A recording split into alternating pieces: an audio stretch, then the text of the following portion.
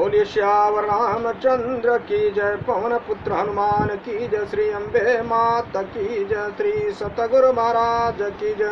हर हर महादेव।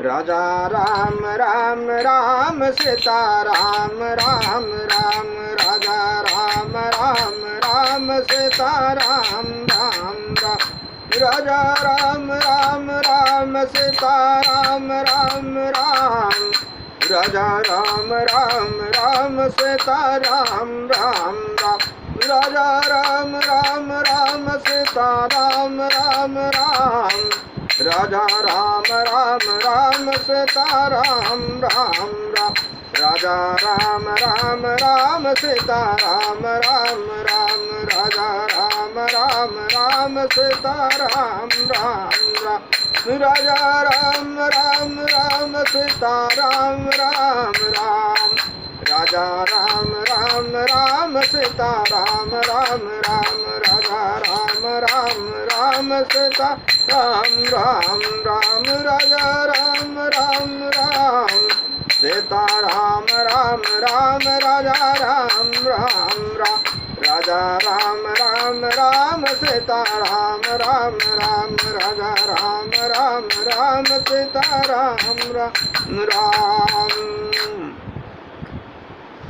बोलिए श्यावर रामचंद्र की जय, पवन पुत्र हनुमान की जय, श्री अम्बे मात की जय, श्री सतगुरु महाराज की जय। हर हर महादेव। श्री राम जय राम जय जय राम, श्री राम जय राम जय जय राम। भगवान शंकर के आशीर्वाद से, प्रभु श्री राम जी के कृपा से, देवी माँ के आशीर्वाद से, सदगुरु के कृपा से, श्री भक्तमाल कथा भाग 179 श्री कर्माबाई जी की कथा है। श्री कर्माबाई जी वात्सल्य भक्ति उनके अंदर थी। आप लोग भी श्री कर्माबाई जी के भक्ति के बारे में सुनिए, संक्षिप्त कथा है। श्री कर्मा जी नामक एक भगवत भक्त देवी पुरुषोत्तमपुरी में रहती थी। इन्हें वात्सल्य भक्ति अत्यंत प्रिय थी। सियावर रामचंद्र की जय। ये प्रतिदिन नियम पूर्वक प्रातः काल स्नान आदि किए बिना ही खिचड़ी तैयार करती और भगवान को अर्पित करती। प्रेम के बस में रहने वाले श्री जगन्नाथ जी भी प्रतिदिन सुघर सलोने बालक के वेश में आकर श्री कर्मा जी की गोद में बैठकर खिचड़ी खा जाते। श्री कर्मा जी सदैव चिंतित रहा करती थी कि बच्चे के भोजन में कभी विलंब न हो जाए। इसी कारण वे किसी भी विधि विधान के पचड़े में न पड़कर अत्यंत प्रेम से सवेरे ही खिचड़ी तैयार कर लेती थी। सियावर रामचंद्र की जय। न कोई उनका स्नान था, न ध्यान था, न पूजा, न पाठ। उनको भगवान को खिचड़ी बच्चे बच्चे समझ के चढ़ाना था, इसलिए पहला काम वही वो करती थी। तो आगे की कथा है। एक दिन की बात है, श्री कर्मा जी के पास एक साधु आए। उन्होंने अपवित्रता के साथ खिचड़ी तैयार करके भगवान को अर्पण करते देखा। घबराकर उन्होंने श्री कर्मा जी को पवित्रता के लिए स्नान आदि की विधियां बता दी। इस भक्तिमती कर्मा जी ने दूसरे दिन वैसा ही किया, पर इस प्रकार खिचड़ी तैयार करते उन्हें देर हो गई। उस समय उनका हृदय रो उठा। मेरा प्यारा श्याम सुंदर भूख से छटपटा रहा होगा। सियावर रामचंद्र की जय।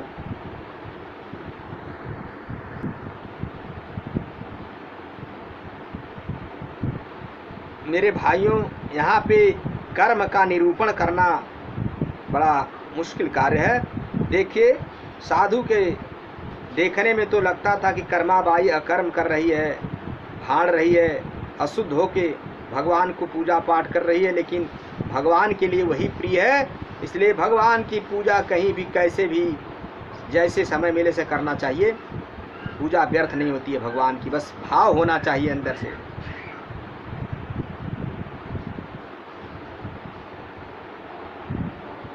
पुजारी चकित हो गया। उसने देखा कि उस दिन भगवान के श्री कर्मा जी ने दुखी मन से श्याम सुंदर को खिचड़ी खिलाई।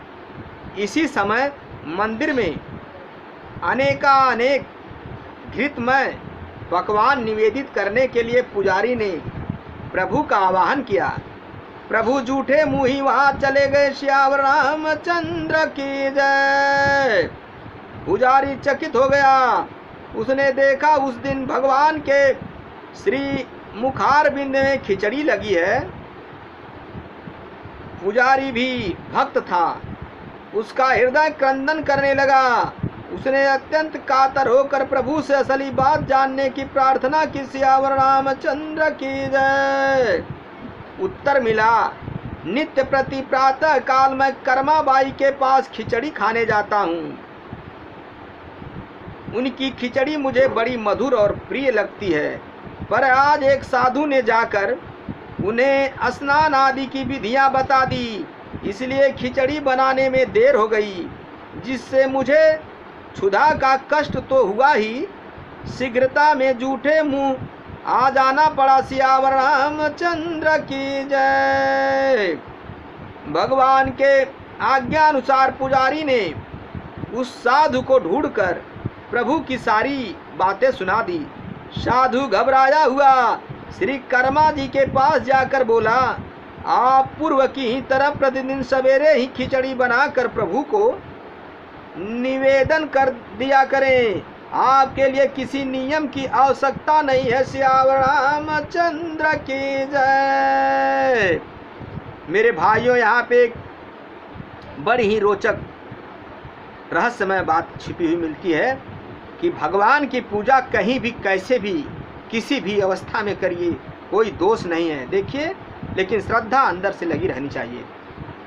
श्री कर्मा जी उस तरह प्रतिदिन सवेरे भगवान को खिचड़ी खिलाने लगी।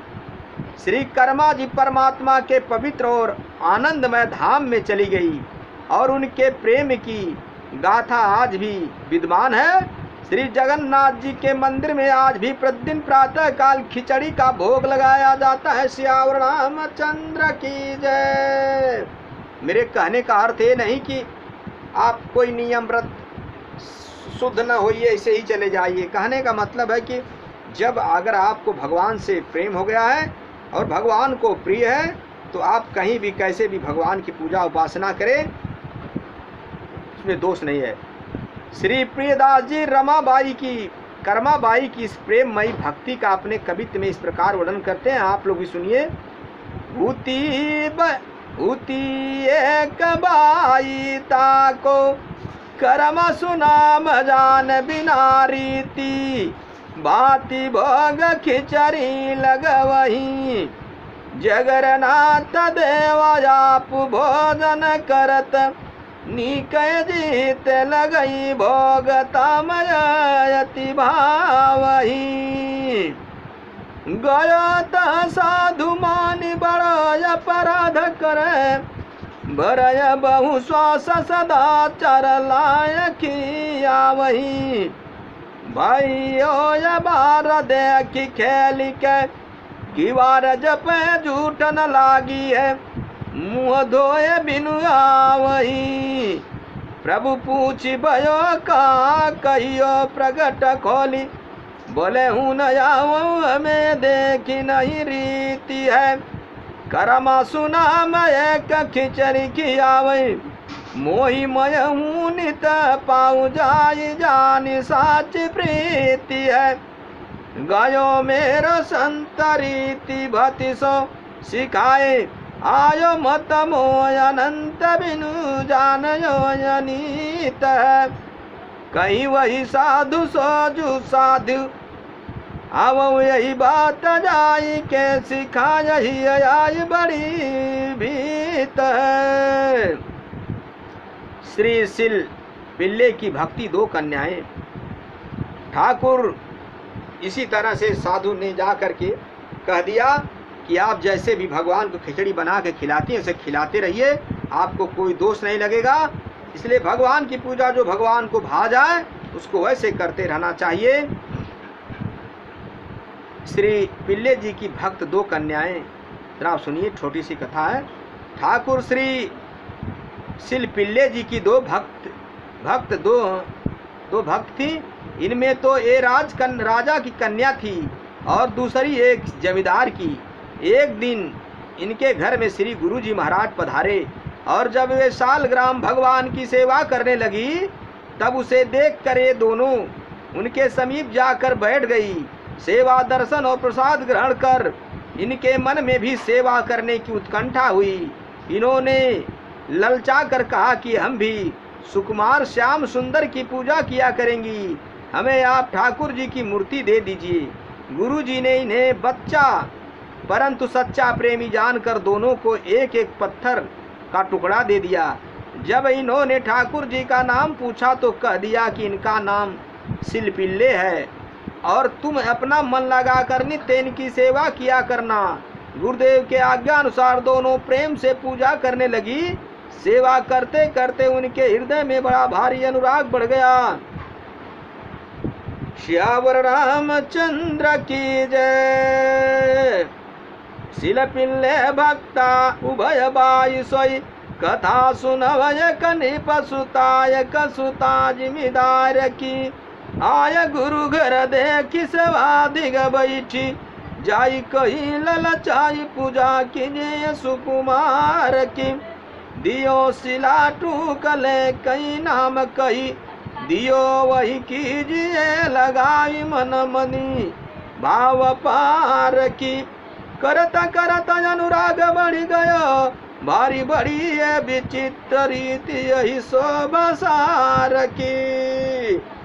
मेरे भाइयों मेरे मित्रों, देखिए यहाँ शिलपिल्ले भक्त दो कन्याएं जो है भगवान के एक पत्थर के टुकड़ा को समझ करके पूजा, पत्थर टुकड़ा लेकर उसमें भगवान श्याम सुंदर का दर्शन करती थी। जब मंदिर में व्यक्ति कोई भगवान पूजा करता है, भगवान का तो पत्थर की मूर्ति होती है, प्रतिमाएं, लेकिन पत्थर समझ के थोड़ी उसको पूजा जाता है, उसको तो भगवान का साक्षात स्वरूप भगवान मान करके ही पूजा जाता है। इसलिए भगवान में सदैव आस्था रखें। संतों की कही हुई वाणी को, भक्तों की कही हुई वाणी को कभी असत्य न समझें। अपने वेद मर्यादा के हिसाब से भगवान की पूजा पाठ करें। मेरे भाइयों मेरे मित्रों, ईश्वर सत्य है, जगत मिथ्या है। बड़े भाग्य मानुष तन पावा, सुर दुर्लभ संतन ग्रंथ न गावा।